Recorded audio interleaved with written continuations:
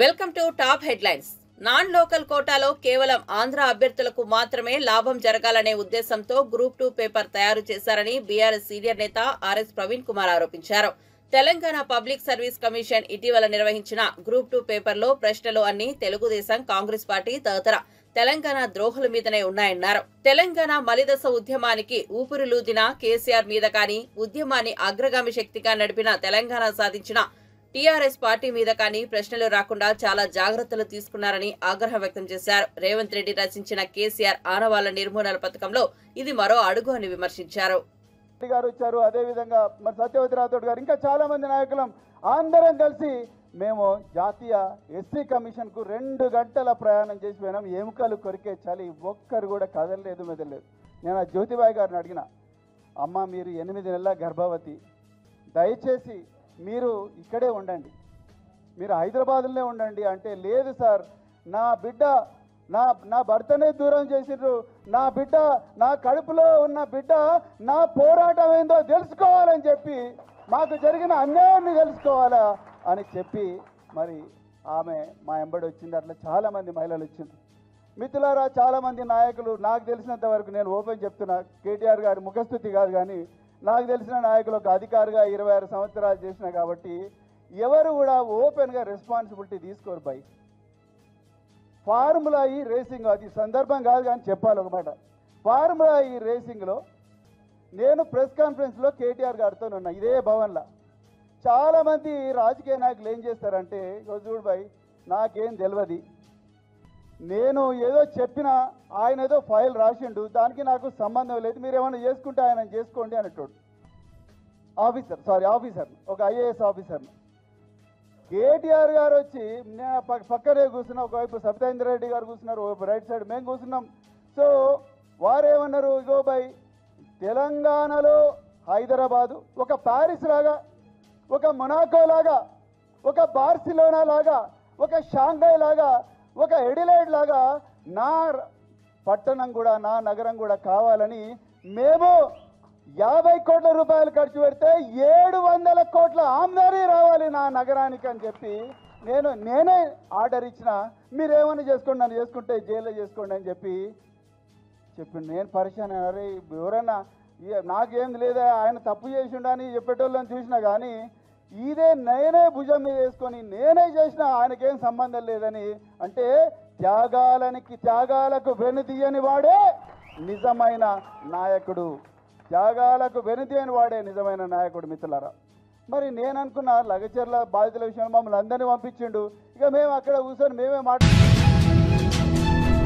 భారత రాష్ట్రపతి ద్రౌపది ముర్ము తన పర్యటనలో భాగంగా ఆంధ్రప్రదేశ్ చేరుకున్నారు. గన్నవరం ఎయిర్పోర్ట్ రాష్ట్రపతి చేరుకోగా deputy CM Pawan Kalyan, CM Chandrababu Naidu, TDP ఎంపీలు, బీజేపీ నేతలకు రాష్ట్రపతి స్వాగతం పలికారు. అనంతరం రాష్ట్రపతి ముర్ము ఎయిర్పోర్ట్ నుంచి నేరుగా మంగళగిరి బయలుదేరారు.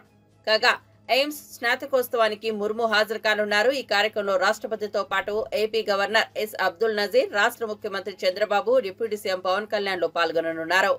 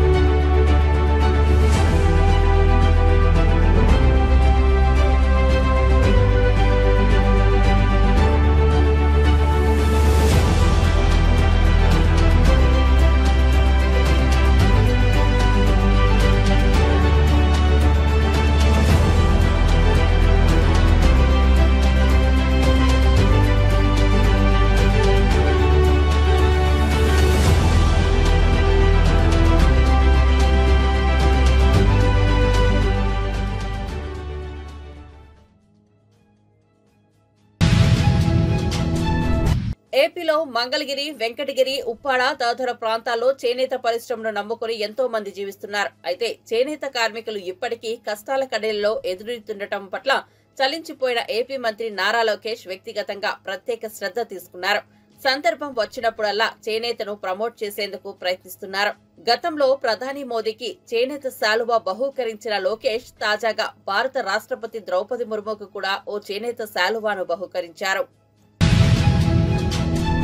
వైసీపీ నేత మాజీ మంత్రి పేర్ని నాని భార్య పేర్ని జయసుధ యజమానిగా ఉన్న జేఎస్ గోడౌన్లో రేషన్ బియ్యం మాయం ఘటనలో పోలీస్, రెవెన్యూ, పౌర సరఫరాల శాఖల లోతుగా విచారణ జరుపుతున్నాయని రాష్ట్ర పౌర సరఫరాల శాఖ మంత్రి నాదెండ్ల మనోహర్ వెల్లడించారు. ప్రజలకు సంబంధించిన రేషన్ బియ్యాన్ని దారి మళ్లించి ఆధారాలను నాశనం చేయాలని చూస్తున్నారని తెలిపారు. మాయమైన బియ్యానికి డబ్బు కడితే సరిపోతుందని అనుకుంటున్నారని ఆగ్రహం వ్యక్తం చేశారు. వారిపై క్రిమినల్ కేసులు నమోదు చేశామని, తప్పు చేసిన వారికి శిక్ష తప్పదని హెచ్చరించారు.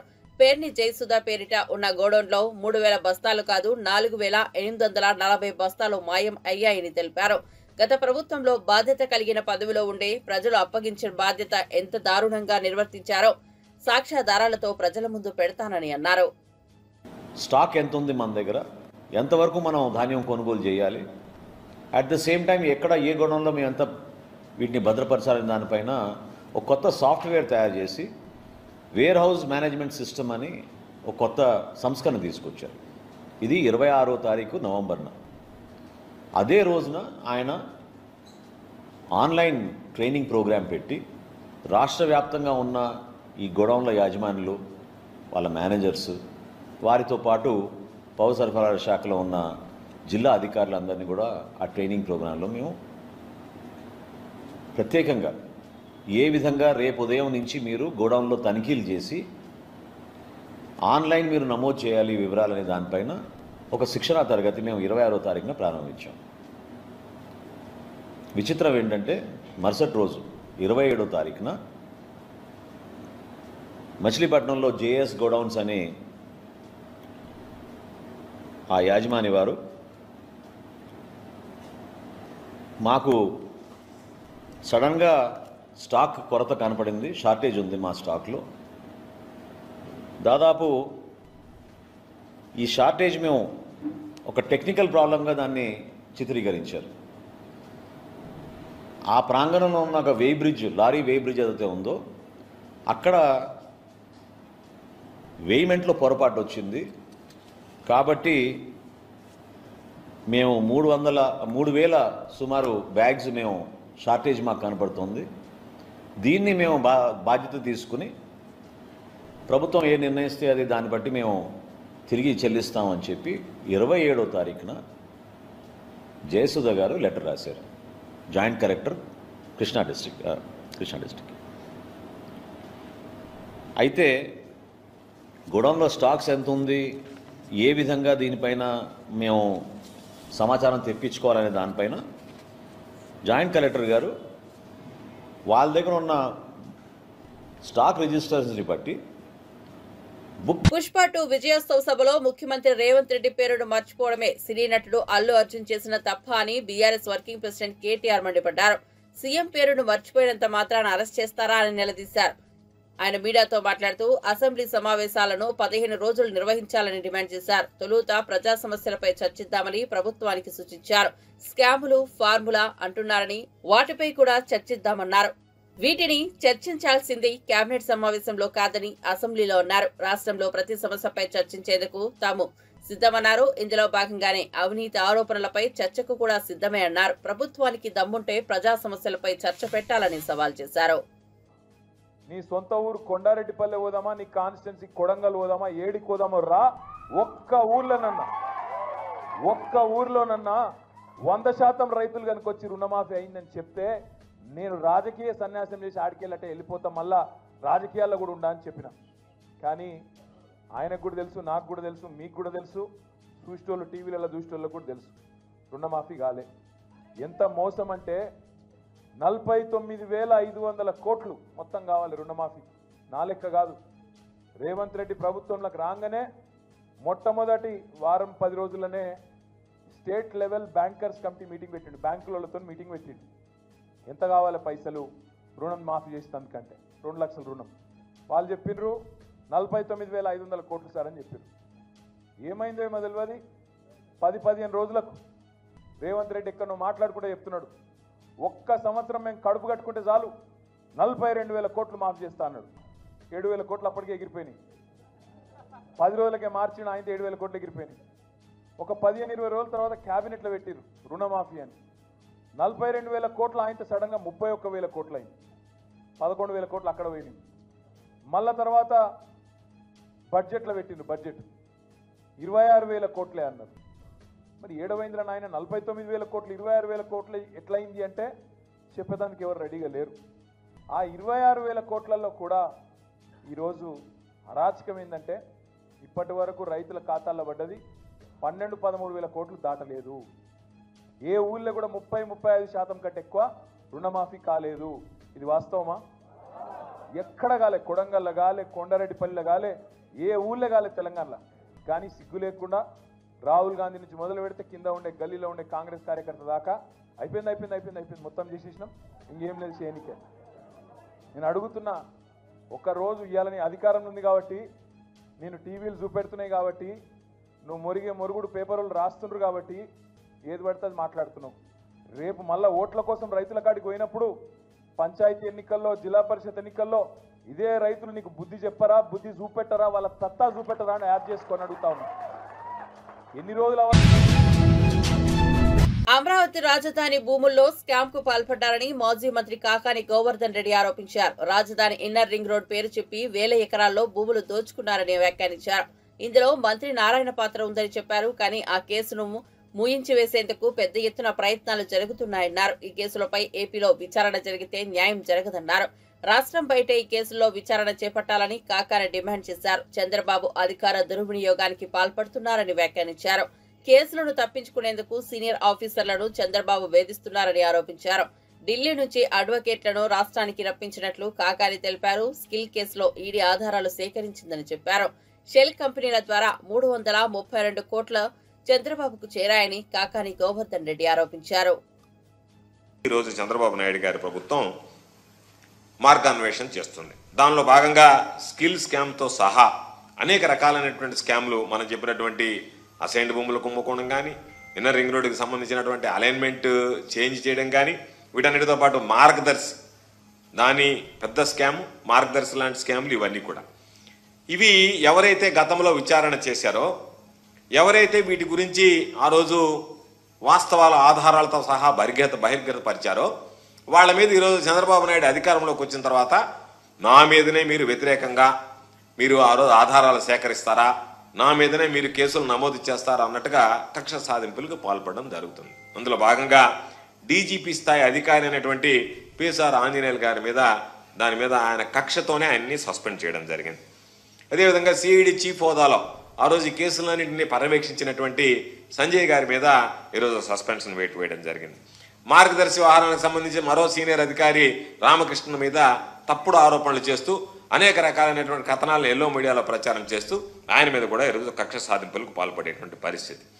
ఈ కేసులకు సంబంధించి వాళ్ళు ఎక్కడైతే ఈ కేసులు చంద్రబాబు నాయుడు పాత్ర ఉందో దాని నుంచి ఏ విధంగా తప్పించుకోవాలనేటువంటి ఆలోచన చేస్తున్నాడో, ముందుగా ఆ కేసులు ఎక్కడైతే ఉన్నాయో ఆ శాఖలన్నిటిలో కూడా తనకు అనుకూలమైనటువంటి వాళ్ళని ముందుగా నియమించుకోవడం, వాళ్ళ ద్వారా ఆ ఫైళ్ళని, ఆధారాలని ఏ విధంగా మనం మార్చాలి లేదా ధ్వంసం చేయాలి, ఎక్కడ వీటికి సంబంధించినటువంటివి బయటపడకుండా ఈ స్కిల్ స్కామ్ వ్యవహారానికి సంబంధించి ఏ విధంగా దీనిలో నుంచి బయటపడాలనేటువంటి దానికి స్కిల్ మామూలుగా డెవలప్మెంట్ కార్పొరేషన్లో ఉన్నటువంటి వాళ్ళందరినీ ప్రక్షాళన చేసి తమ సొంత మనుషుల్ని, తన అడుగులకు మడుగులెత్తేటువంటి వాళ్ళని దాంట్లో నియమించుకోవడం జరిగింది. అదేవిధంగా ఫైబర్ నెట్ కుంభకోణానికి సంబంధించి ఆంధ్రప్రదేశ్ స్టేట్ ఫైబర్ నెట్ లిమిటెడ్లో కూడా తనకు అనుకూలంగా ఉండేవాళ్ళు, తన అనుయాయులుగా ఉండేవాళ్ళు, తన చెప్పు చేతల్లో ఉండేవాళ్ళు, తను చెప్తే వినేటువంటి వాళ్ళు, ఎదురు చెప్పకుండా కొట్టేటువంటి వాళ్ళు, తన ఆ మాటల్ని, ఆజ్ఞల్ని అమలు చేసేటువంటి వాళ్ళని ఈరోజు ఆంధ్రప్రదేశ్ స్టేట్ ఫైబర్ నెట్ లిమిటెడ్లో ఇక్కడ స్కామ్ జరిగింది కాబట్టి దాంట్లో కూడా నియమించుకోవడం జరిగింది. అదేవిధంగా సిఆర్డీకి సంబంధించి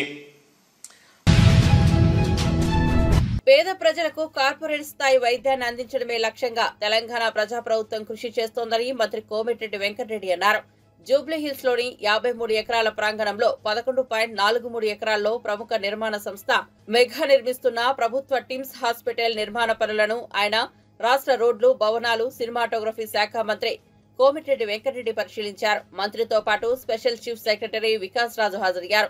పరిశీలించిన అనంతరం మంత్రి కోమిటిరెడ్డి మీడియాతో మాట్లాడుతూ వచ్చే తెలంగాణ ఆవిర్భావ దినోత్సవం రోజు ముఖ్యమంత్రి యనుమల రేవంత్ రెడ్డి చేతుల మీదుగా సనత్ నగర్ టిమ్స్ హాస్పిటల్ ను ప్రారంభించేందుకు శరవేగంగా పనులు చేస్తున్నట్లు తెలిపారు. పేద ప్రజలు రూపాయి లేకున్నా కార్పొరేట్ ను మించిన వైద్యం అందుకునేలా టిమ్స్ ఆసుపత్రిని మలుస్తామని చెప్పారు.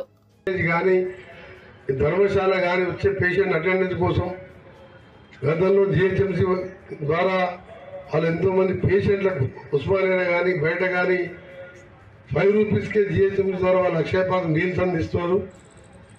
ఆ సెంటర్ కూడా ఇక్కడ కడుతున్నాం కాబట్టి మెగా వాళ్లకు మా ఇంజనీర్స్ రిక్వెస్ట్ చేస్తున్నా, స్ట్రిక్ట్ గా ఉండండి.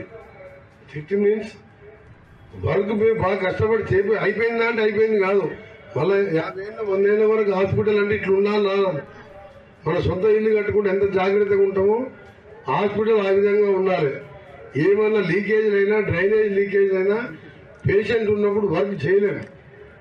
వర్క్ మనం పలగొట్టి చేయాలంటే ఆ పొల్యూషన్ తోని మనం ఆ పేషెంట్ దగ్గర పోవాలంటేనే గ్లౌజ్ వేసుకొని షూస్ ఇప్పేసి లోపలికి పోతాం మనం.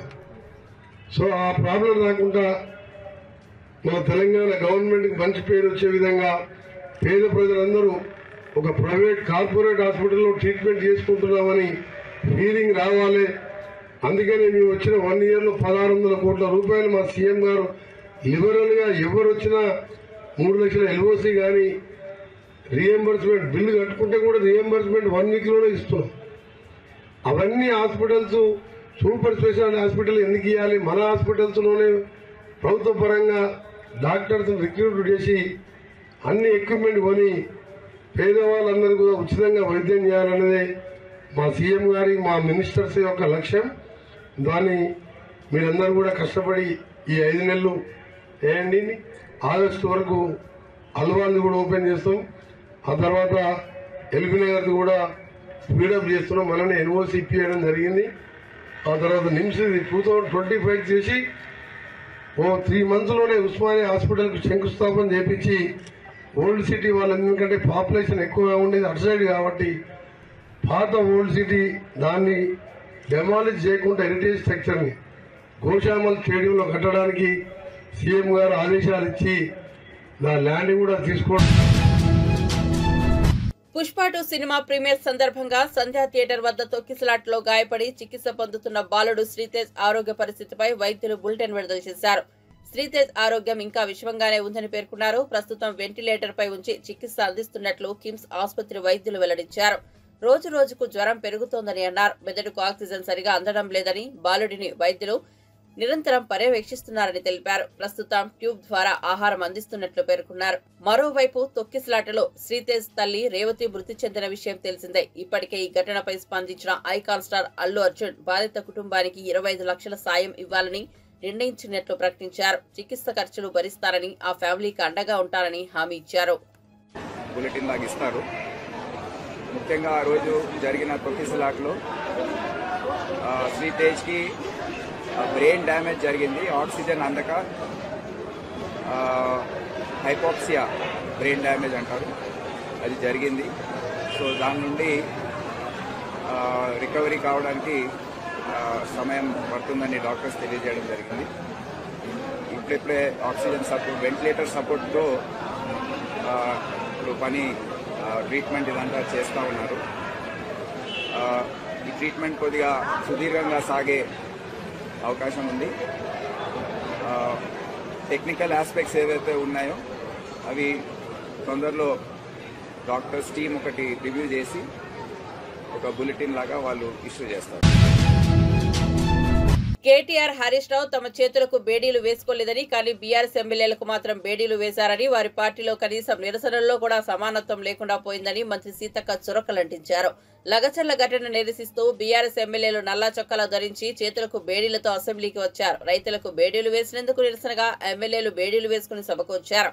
ఈ అంశంపై మంత్రి సీతక్క మీడియాతో పిచ్చాపాటిగా మాట్లాడారు. కేవలం ఎమ్మెల్యేలకు బేడీలు వేసి తాము వేసుకోకుండా కేటీఆర్, హరీష్ రావులు తమ దురహంకారాన్ని ప్రదర్శిస్తున్నారని ధ్వజమెత్తారు. ఈ ఘటనతో వారి దొరతనం బయటపడిందన్నారు. రైతులకు బేడీలు అంటూ బీఆర్ఎస్ నేతలకు మాట్లాడే అర్హత లేదన్నారు. బీఆర్ఎస్ హయాంలో రైతులకు కనీసం 10 సార్లు బేడీలు వేశారని ఆరోపించారు. మరి మేమెంతో మాకంత రిజర్వేషన్ తీసుకురావాలనే ఉద్దేశంతో ఎలక్షన్స్ జరగకపోవడం మూలంగా కొద్దిగా గ్రామాలలో కొన్ని సమస్యలు అయితే ఉన్నమాట వాస్తవం. అయితే ఈ వచ్చినటువంటి పెండింగ్ బిల్లులన్నీ కూడా గత ప్రభుత్వం నుంచి బీఆర్ఎస్ ప్రభుత్వం మాకు వారసత్వంగా ఇచ్చినటువంటి పెండింగ్ బిల్లులు. అయితే ఇవి లాస్ట్ ఏదో 1-2 ఇయర్స్ నుంచి కాదు సార్, 2014 నుంచి కూడా ఇట్లనే వస్తూ వచ్చింది. పెండింగ్ బిల్స్ నా దగ్గర ఉన్నాయి, కావాలంటే వాళ్ళకి ఆ స్టేట్మెంట్స్ కూడా ఇవ్వడం జరుగుతుంది అధ్యక్ష. అదేవిధంగా అధ్యక్ష వీరి హయాంలో ఇప్పుడు ఆర్థిక శాఖ మంత్రి గారు ఆ రోజు హరీష్ రావు గారే ఉన్నారు. వారు ఇంత బాధపడుతున్నారు. మీ చేతిలో ఉండి ఇట్లా ఒక సంతకం పెట్టించుంటే ఆ రోజు అన్నీ క్లియర్ అయ్యేటి. మేము వచ్చినాక సర్పంచ్లో లేరు, సర్పంచ్ల బిల్లులు మా దగ్గర పెండింగ్ లేవు. అయినా కూడా సార్ మా ప్రభుత్వంలో మరి ఇప్పటి వరకు జీపీల కోసం 740 కోట్ల రూపాయలను ఇవ్వడం జరిగింది. ఉపాధి హామీ కింద కూడా గతంలో జరిగినటువంటి పనులలో 450 కోట్లు రిలీజ్ చేసినాం. ఇంకా కొంత పెండింగ్ ఉన్నది వాస్తవం. కాకపోతే వీళ్ళ హయాంలో చేసిన వాళ్ళందరూ దాదాపుగా ఎన్ఆర్ఈ చేసి మేము కూడా క్లియర్ చేయడం జరిగింది సార్. అట్లనే ఎలక్షన్స్ జరగకపోవడము ఇతరత్ర తోటి ఆ నిధులు కొంత గ్రామ అభివృద్ధి కోసం రిలీజ్ చేయలేకపోయినాం. కేంద్ర ప్రభుత్వం 15వ ఆర్థిక సంఘం నిధులను విడుదల చేయలేదు సార్, అది కూడా కొద్దిగా ఎఫెక్ట్ ఉంది. అదేవిధంగా మన ఊరు మన బడి కింద కూడా మన వాళ్ళు మాట్లాడారు. 1100 కోట్ల రూపాయల పనులను గత ప్రభుత్వం చేస్తే మరి అవి 800 కోట్ల రూపాయలు పెండింగ్ ఉన్నటువంటి మాట కూడా వాస్తవం. ఇప్పుడు మేము అమ్మ ఆదర్శ పాఠశాలలతోటి పనులు చేయించడం జరుగుతూ ఉంది సార్. కాబట్టి ఈరోజు మరి మా కోవలక్ష్మి గారు ఎమ్మెల్యే గారు అన్నట్టుగా మేము చెల్లించమనలేదు, చెల్లిస్తాము. మీరు ఇచ్చిపోయినటువంటి వారసత్వం పెండింగ్ బిల్లులు, అప్పులు, ఆర్థిక వ్యవస్థ బాగలేదు కాబట్టి సర్దుబాటు చేస్తున్నాం, కొద్దిగా టైం అడుగుతున్నాం. కానీ మేము చెల్లించలేదు అని అనలేదు. సాక్షాత్తు ఆర్థిక శాఖ ఆనాటి మంత్రి గారు ఉండి ఈసారి చాలాసార్లు మాట్లాడుతున్నారు ఈ సబ్జెక్ట్. మీరు ఒక్క సంతకం పెట్టి ఉంటే 600 కోట్లు ఆ రోజే రిలీజ్ అయ్యేది. కానీ మరి బీఆర్ఎస్ అంటే బకాయిల రాష్ట్ర సమితి లాగా మాకు ఇచ్చిపోయినరు. అదే వారసత్వంతో మరి మేము చెల్లించలేని పరిస్థితి ఉంది. కానీ తప్పకుండా సర్పంచులు అందరికి సంబంధించినటువంటి సర్పంచులు ఉన్నారు, వాళ్ళ బాధ మాకు తెలుసు. వాళ్ళు ఆత్మహత్యలు చేసుకున్నారు మీ హయాంలో, చాలా మంది రకరకాల ఇబ్బందులు పడ్డారు. కాబట్టి సానుభూతితో ఉన్నాం.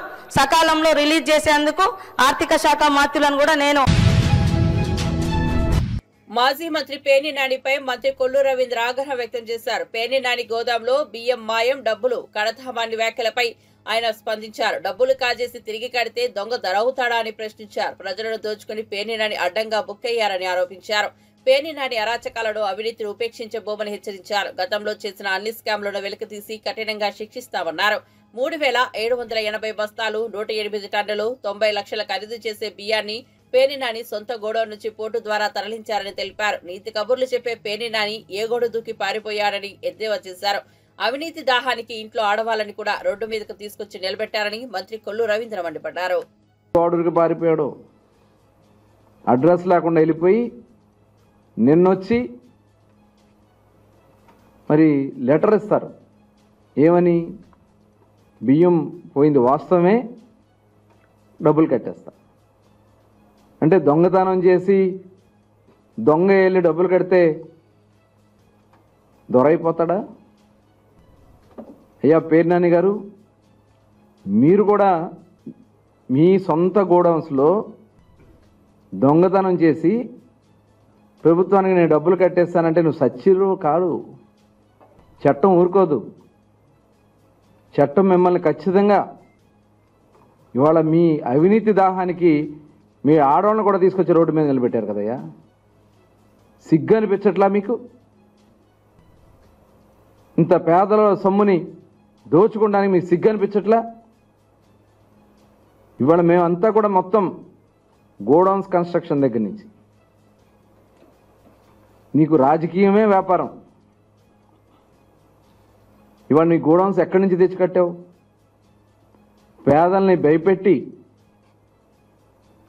వాళ్ళని బెదిరించి భూములు లాక్కుని పేదలకి స్థలాల్లోంచి మట్టి ఎత్తుకొచ్చి కొన్ని లక్షల ట్రక్కుల మట్టి నింపి దాని మీద అవినీతి గోడౌన్స్ కట్టుకుని అవినీతి గోడౌన్స్లో పెట్టిన బియ్యాన్ని అమ్ముకుని ఇవాళ పేద ప్రజలను మోసం చేసింది వాస్తవమా కాదా? అన్నిటికీ సమాధానం చెప్తావు కదా నువ్వు. ఇవాళ ఇది జరిగిన దానికి ఎందుకు నువ్వు సమాధానం చెప్పట్లేదని చెప్పి నేను అడుగుతా ఉన్నా. ఇవాళ మీరు చేసినటువంటి మొత్తం బియ్యం స్కామ్ మొత్తం కూడా, రేషన్ బియ్యం స్కామ్ ఒక పక్కన, ఇవాళ చట్టపరంగా మీ మీద ఎలాంటి చర్యలు తీసుకోవాలనే దాని మీద మొత్తం కూడా జరుగుతూ ఉంది. నిజంగా ఎంత దుర్మార్గం అంటే, గతంలో అక్కడ సిడబ్ల్యూసి గోడౌన్స్ ఉన్నాయి, 40,000 టన్నుల కెపాసిటీ ఉన్నటువంటి సిడబ్ల్యూసి గోడౌన్స్ ఉంటే అందులో ఒక గింజ బియ్యం కూడా పెట్టనకుండా ఆపేసి. మంత్రి పార్థసారథి, టీడీపీ నేతలు కొనకల్ల నారాయణ, గౌతు శిరీషపై మాజీ ఎమ్మెల్సీ బుద్దా వెంకన్న తీవ్ర ఆగ్రహం వ్యక్తం చేశారు. ఏలూరు జిల్లా న్యూజివీడులో జరిగిన గౌతు లచ్చన విగ్రహావిష్కరణలో రాసుకు పూసుకుని తిరగడాన్ని ఆయన తప్పుబట్టారు. గత ప్రభుత్వ హయాంలో మంత్రిగా పనిచేసిన జోగి రమేష్, అప్పటి ప్రతిపక్ష నేత, ప్రస్తుతం సీఎం చంద్రబాబు నాయుడు ఇల్లు, పార్టీ కార్యాలయంపై దాడి చేసిన ఘటనను గుర్తు చేస్తూ తనకు జరిగిన అవమానం పైన ఆయన బుద్దా వెంకన్న తీవ్ర స్థాయిలో మండిపడ్డారు. ఆ సమయంలో జరిగిన వివాదం వంటి అంశాలతో కూడిన ఫోటోలను ఆయన ప్రదర్శించారు. ఈ సందర్భంగా బుద్దా వెంకన్న మాట్లాడుతూ, న్యూజివీడియోలో జోగి రమేష్ పాల్గొన్న ఘటన అందరికీ బాధ కలిగించిందన్నారు. చంద్రబాబు ఇంటిపైకి వెళ్లి వ్యక్తి జోగి రమేష్ అని గుర్తు చేశారు. నీచంగా దూషణలు చేసి చంద్రబాబుకు బాధ కలిగించిన వ్యక్తి జోగి రమేష్ అని వ్యాఖ్యానించారు. అటువంటి నాయకుడితో టీడీపీ మంత్రి, నేతలు కలిసి ర్యాలీ చేయడం బాధ కలిగించిందని ఆవేదన వ్యక్తం చేశారు. అలాగే ఊరేగింపులో పంచుకోవడం అనేది మా నాయకులు యావత్ చంద్రబాబు నాయుడు గారిని అభిమానించే వాళ్ళని, తెలుగుదేశం కార్యకర్తలు, నాయకులు, అలాగే వ్యక్తులు కూడా చంద్రబాబు గారికి పార్టీతో సంబంధం లేకుండా చాలామంది దేశవ్యాప్తంగా ఆయన అభిమానిస్తారు. వాళ్ళందరినీ కూడా గుండెల మీద తన్నినట్టు అయింది. అయితే వాళ్ళని నేనేం వ్యక్తిగతంగా విమర్శించను. ఆ పాల్గొన్నటువంటి నాయకులందరూ కూడా వ్యక్తిగతంగా మంచి వ్యక్తులే. వాళ్ళని నేను వ్యక్తిగతంగా వాళ్ళని విమర్శించడం కానీ, లేదా వాళ్ళ ఇదిని ఇచ్చేయడం కానీ, జోగి రమేష్తో వేదిక పంచుకోవడం అనేది ముమ్మాటికి తప్పే. దాన్ని ఇక నేను కొండ బద్దలు కొట్టినట్టు చెప్తా. ఆ చెప్పే అధికారం నాకు ఉంది, చెప్పే రైట్ ఉంది నాకు. ఉదాహరణకి నేను సోషల్ మీడియా చూడను. సోషల్ మీడియా నాకు తెలియదు, నాకు వాట్సాప్ ఉండదు నా ఫోన్కి. ఆ రోజు జోగి రమేష్ ఇంటి మీద దాడి వచ్చేటప్పుడు నేను ఇక్కడ ప్రెస్ మీట్ పెట్టి రవి అనే ఒక రిపోర్టర్కి ఫోన్ చేశా ప్రెస్ మీట్ గురించి. ఆయన అప్పుడు టీడీ జనార్దన్ గారు ఇద్దరు పార్టీ ఆఫీసులో ఉండి జనార్దన్ గారికి ఇచ్చారు ఇలా దాడికి వస్తున్నారని. అంటే జనార్దన్ గారు ఫోన్ తీసుకొని చెప్పాడు, వెంకన్న తొందరగా వెళ్ళు అక్కడికి అంటే, నేను వెంటనే బయలుదేరి అక్కడికి వెళ్ళడం జరిగింది. వెళ్ళేసరికి, ఎందుకంటే ఇదంతా వివరించాలి, ఇప్పుడు వేదిక పంచుకున్న వ్యక్తులకి ఇవన్నీ తెలియదు కాబట్టి నేను చెప్తున్నా. నేను వెళ్ళేసరికి గద్దె రామ్మోహన్ గారును ఏలూరు సాంబశివరావు గారు, ఈరోజు శాసనసభ్యులు, ఆ రోజు కూడా శాసనసభ్యులు వాళ్ళిద్దరు, వాళ్ళు నేను వెళ్ళేసరికే ఉన్నారు. ఇంకా జోగి రమేష్ అక్కడికి రాలా. మేము కూర్చుని